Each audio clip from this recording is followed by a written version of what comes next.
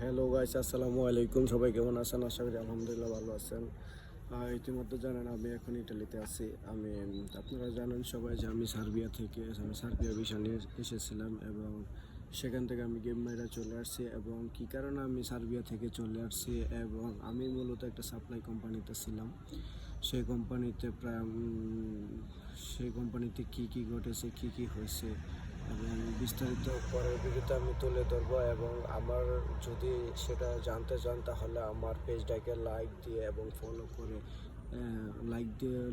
করে এবং সাবস্ক্রাইব করে, যারা ইউটিউব থেকে দেখতেছেন তারা আমার পেজটাকে সাবস্ক্রাইব করবেন, এবং যারা আমার ফেসবুক পেজ থেকে দেখতেছেন তারা আমার পেজটাকে ফলো করে পাশে থাকবেন।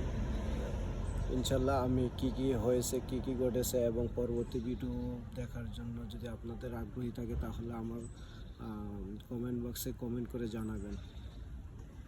আসসালামু আলাইকুম।